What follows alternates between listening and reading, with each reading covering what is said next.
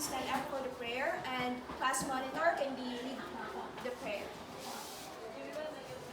In the name of the Father, the Son, the Holy Spirit, Amen. All together, let us pray. Our Father, who art in heaven, holy be your name, your kingdom come, your will be on earth as it is in heaven. Give us this day our daily bread, forgive us our sins, as we forgive those who have sins against us. Okay, good morning, class. So how are you today? Yes, you're fine. So let me check your attendance. As I called your name, say present for those who are present, say absent for those who are not around. So, Agot June Cyril, okay. Oriola Alexander, Batikan Arnel, Bitas Rangel, Kanabe John Paul, Kubil Jeremiah, Hinay Jomar, Hinay Julius, Ihalas Shemer, Ipong Renier, Lumanas Cyril John, Lumanas John Michael, okay. Lumba John Michael, okay. Then Ligan Christian, Madangat Ninyo Ray,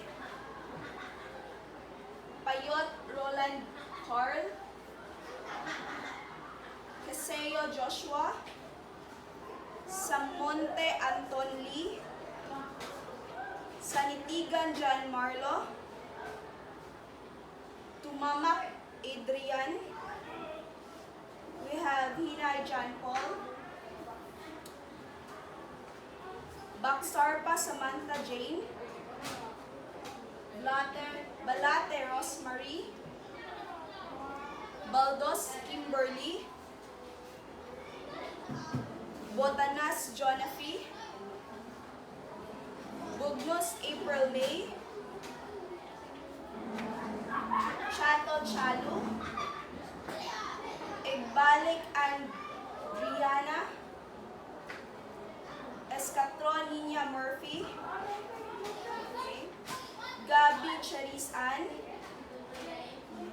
okay. Gamos Jane Maris, okay. Guno Grace, Hangad Jonna May, Labaw Zandy Marie, we have Ligan Lawrence, Lipasana Lady May, Mingok Abigail,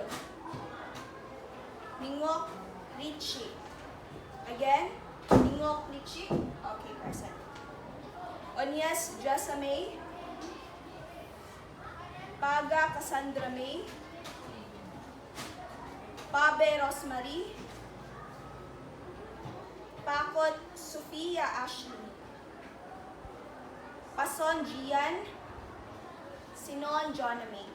So very good, all are present today. So now, we will have another lesson. So let me read first our learning objectives. So at the end of the discussion, the students will be able to A. Describe the importance of the core teaching of Confucianism, B. Assess the selected issues that arise in reconsidering the relevance of Confucianism and its impact to Confucians, give examples of Chinese traditions that still reflect to some Confucian doctrines, and can construct 200 words essay about the topic women and Confucianism. So later we will achieve that learning objectives. So before starting our lesson, I have here a motivational game. It is called Guess the Gibberish. So here are the mechanics of the game. In this game, gibberish phrases or words will be flashed on the screen. Every group must have one representative to answer. The representative must raise their right hand and state their family names to be recognized by the teacher. To guess the gibberish, the representative must read the gibberish phrase or words first before stating the correct answer. So after stating the correct answer, the representative should give brief description connected to the answer. However, if the representative fails to give a brief description, the other groups has the chance to steal. The group who will guess correctly the gibberish words and give brief description will receive 3 points. So am I loud and clear? Okay, very good. So now, let's start the game. So are you all ready, class? Okay. So, this is the gibberish phrase number 1. Yes, group 2. Yes, correct. It is Dawic religion. Next. Yes, group 3. Please read the gibberish phrase first. Yes, correct. It is Confucius. Another. Yes, group 5. Very good. It is ancestor worship. And then we have, yes, group 1. Yes, correct. It is environmental ethics. So this is the last one, no? So you can answer. Yes, group 4. Correct. It is scholar and water. This is the easiest one to define, right? Scholar and water. So, tally your score and write your names in a 1/4 sheet of paper with your score.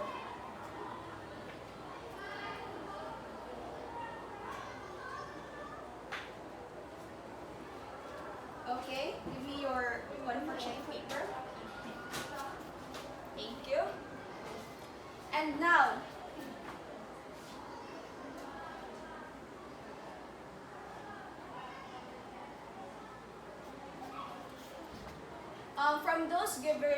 from those words presented earlier that you've described, who can guess our discussion this morning? Yes? I'll call a name na lang. We have Vipasana, Lady Jane. Yes, what is our discussion? What is our lesson?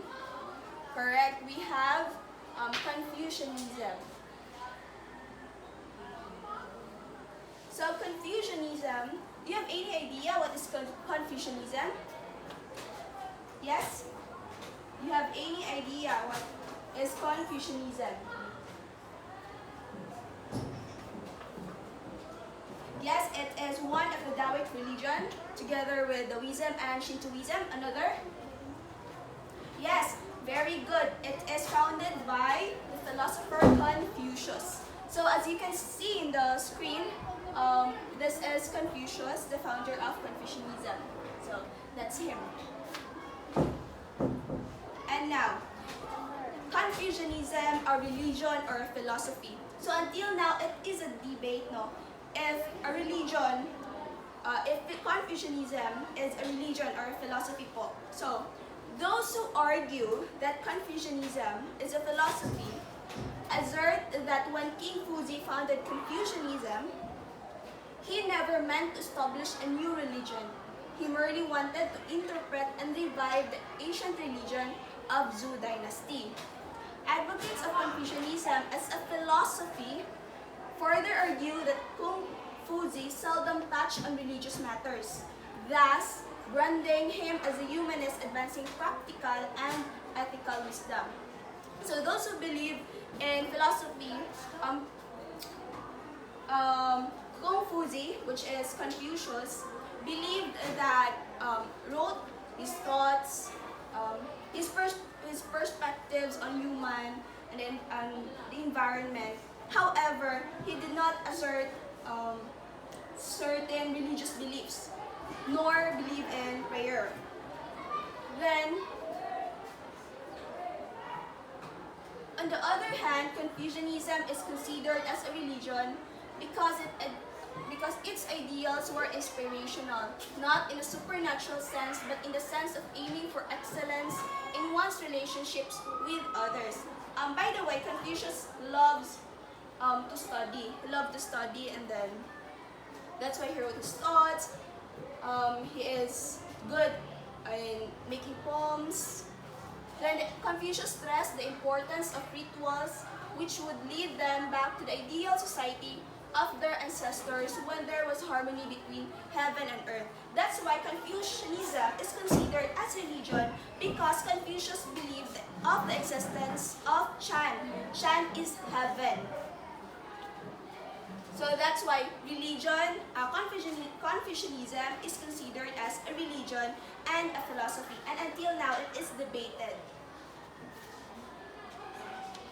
We have here Confucianism. So the core teaching of Confucianism is how to be a gentleman. So who can define what is to be a gentleman?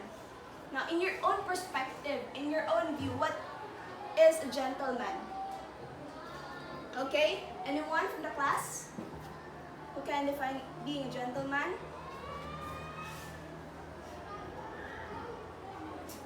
Okay, I will call a name. May I have Kaseo Joshua? Yes? Since you are a boy, what is being a gentleman? Yes, correct? Having value, having moral values and attitudes.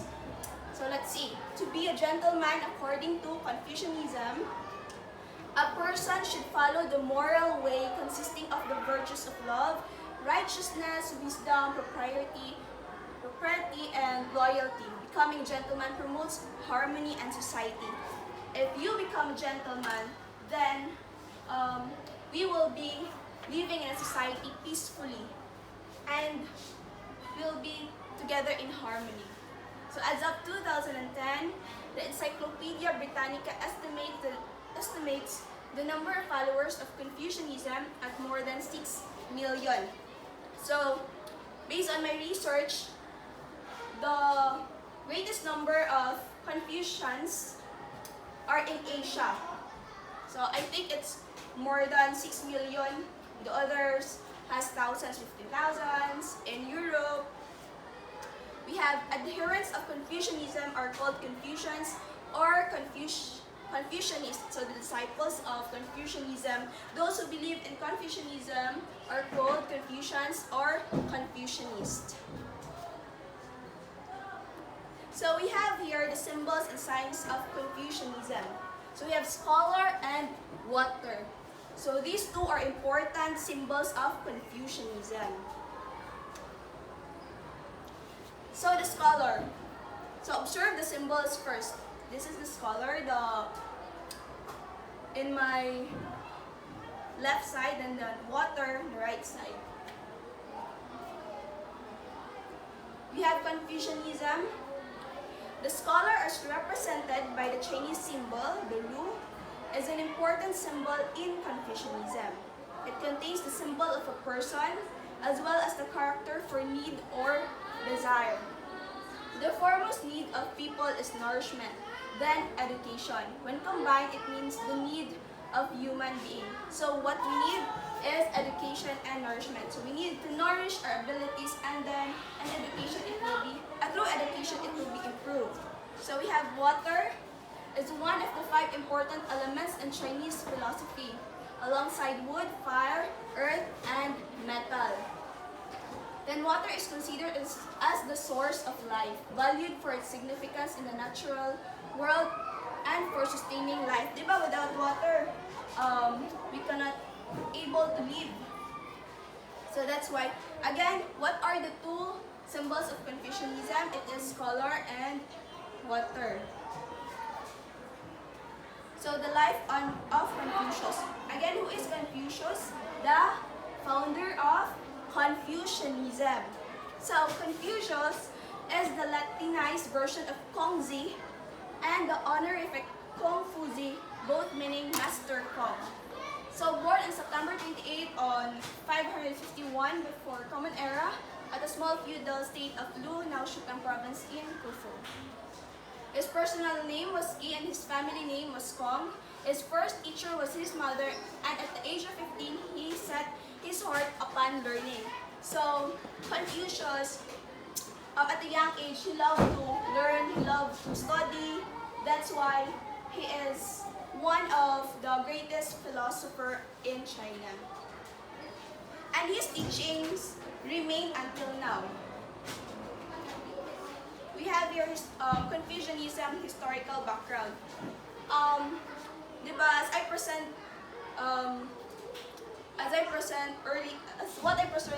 what I present earlier, I mentioned Zhou dynasty in the Confucianism as a philosophy.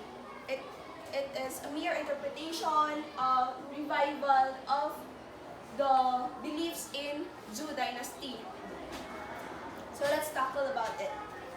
So the proliferation of Chinese classical thought happened within the reign of the Zhou dynasty, the second historical dynasty of China.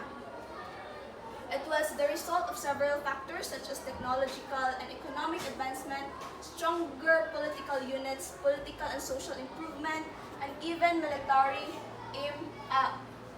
development. Thus, lead to the search for political and social stability through the birth of philosophies and religions which attempted to restore social harmony in China. So the main goal of Confucianism is to restore the social harmony of China. That's why Confucius has many thoughts, perspective about society, about the humans, and about the human interaction and bonds to the environment. That's why Confucianism, that's how Confucianism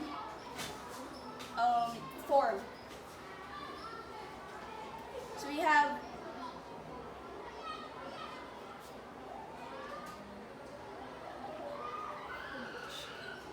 at his 30s, he had early started a brilliant teaching career for the purpose of social transformation and improvement. Thus, his ideals and policies were brushed off by his superiors. He soon left Lu.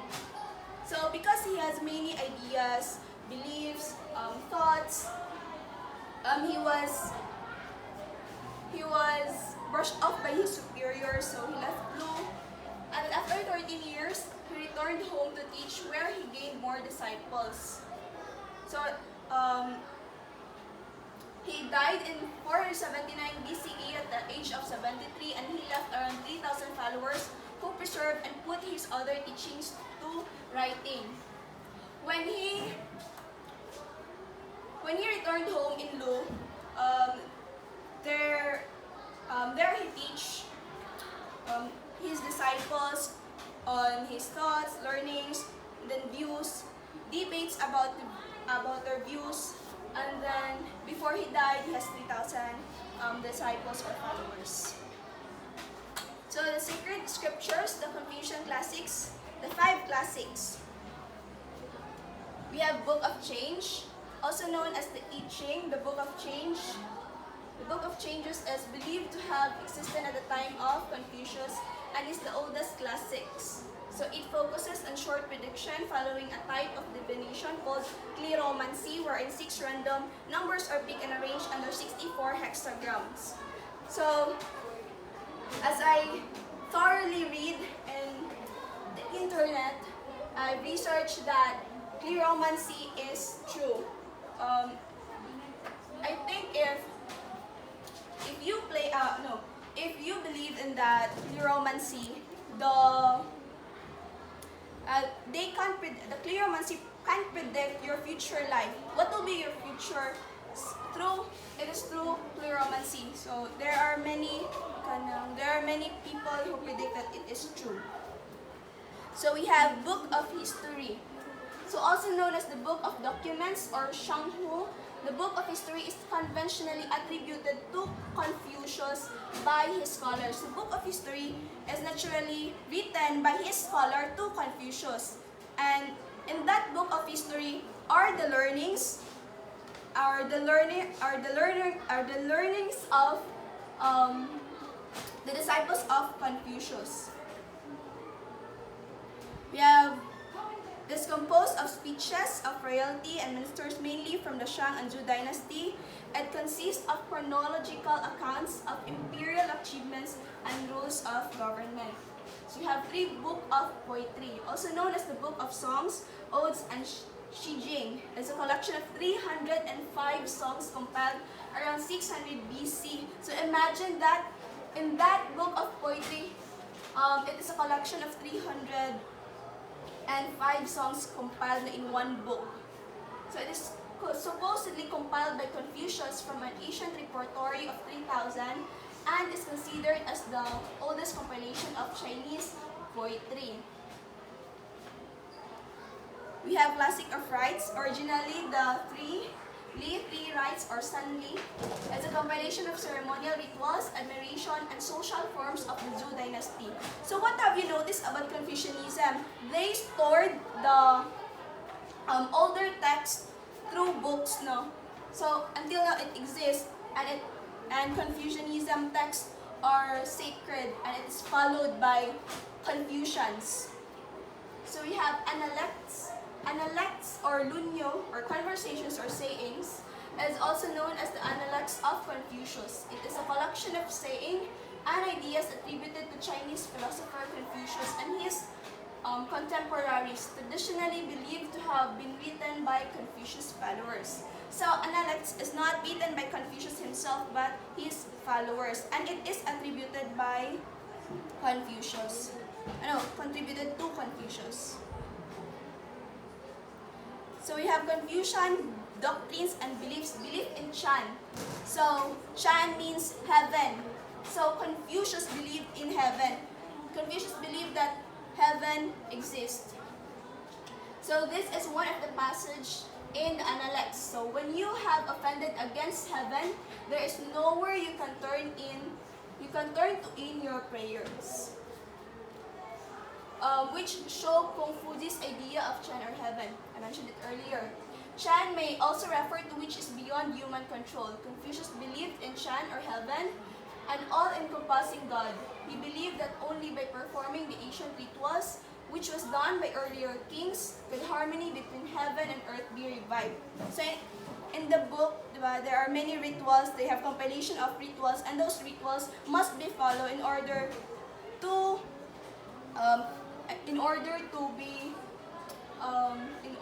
harmonize heaven and earth. We have Confucian doctrines and beliefs. Rectification of names.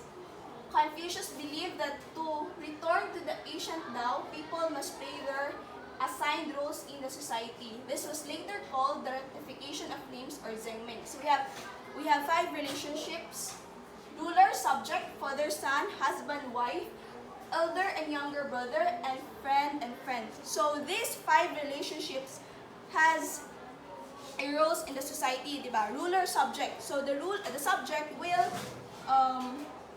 follow the ruler. Father, son, the son will follow the father, will obey the father. Husband and wife, and husband must be, the wife will follow the husband. Elder and younger brother, and friend and friend. So we have Confucian doctrines and beliefs, human nature as originally good or evil. So philosophers Mencius and Sunji are the disciples of Confucius, had different interpretations on the subject of human nature based on the Analects. So Mencius believed that all human beings are born with innate goodness, which on one hand can be cultivated through proper education and self-discipline. So through education, through discipline, we humans can do good.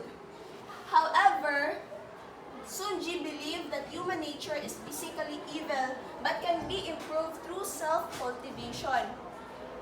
So Sunji believed that we are we are naturally evil, but it can be improved by self-cultivation. Sunji considered the Li as the key to the cultivation of human nature.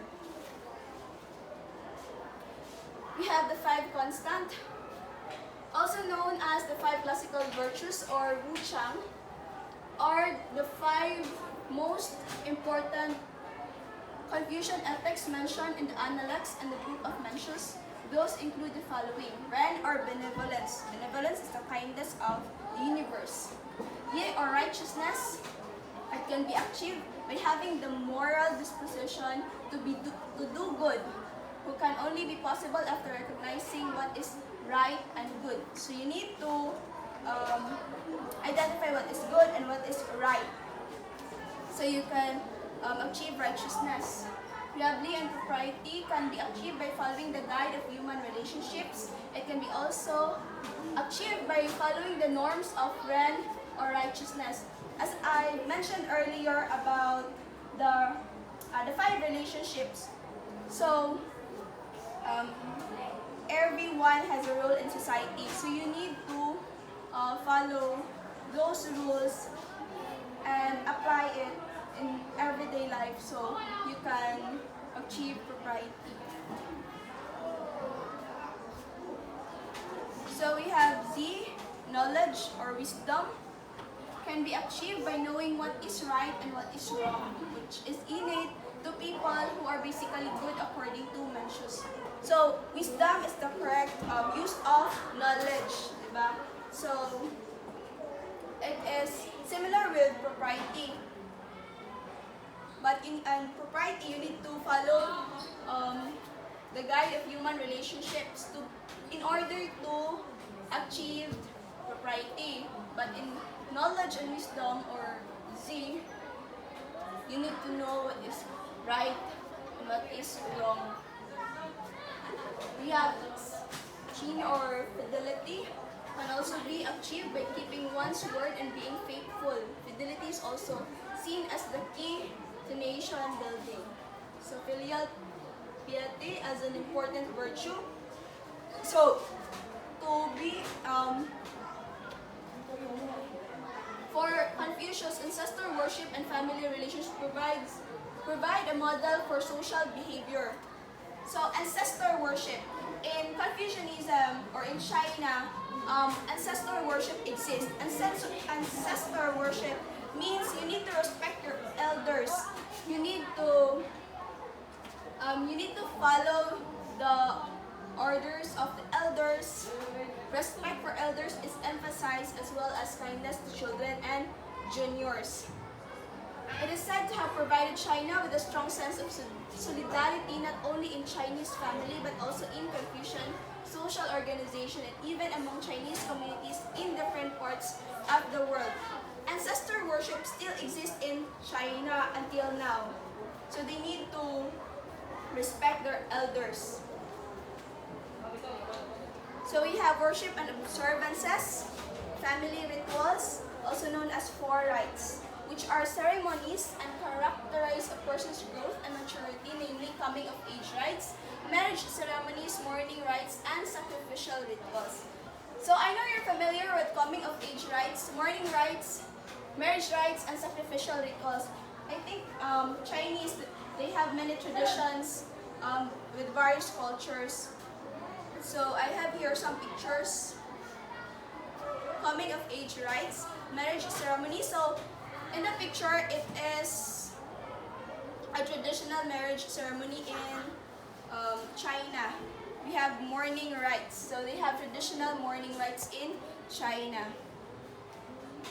So I have here selected issues on Confucianism. So these are issues that emerged in the religion of Confucianism. We have female subordination. It is often said that a woman's life under Confucianism can be summed up in 3 periods, also known as the 3 obedience. So obedience to her father while at home, obedience to her husband when married, and obedience to her son when widowed. So it seems that women in Confucianism are belittled by men. So in the 5 relationships, as what I mentioned earlier again, it is very clear that the relationship between husband and wife would be based on male supremacy.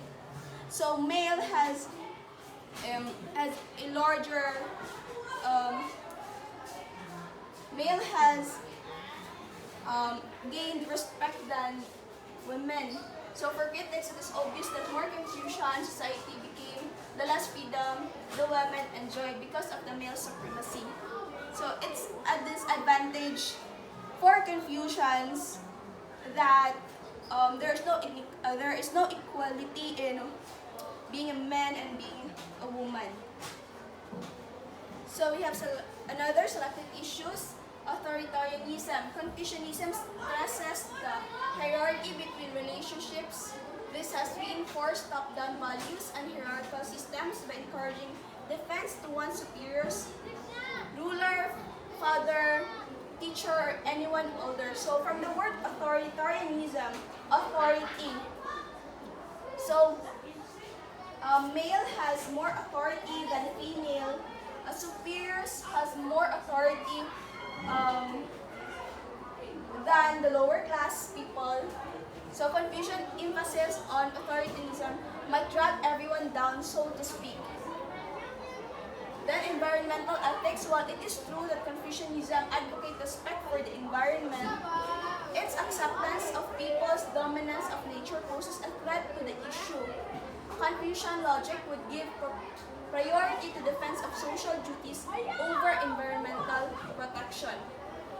Confucian has respect for environment, though if it's between social duties and environmental protection, they are more into social duties. So again, what are the 3 selected issues of Confucianism that are that I would say it is important for us to know? We have female subordination, authoritarianism, and environmental ethics. So remember these 3. So there's advantage and disadvantage. Is there any questions? Are there questions, clarifications, queries, or any violent reactions from the class? No? Okay, so now let me recall first the what I've discussed earlier. So do you remember the 5 classics? The Book of Rites, the Book of History, yes, Analects. Okay, good, you remember. So now, let's proceed to assessment. So identify what is being described in every number. So I'll give you 10 minutes to finish the items. So it's only 1 to 5 and it's easy.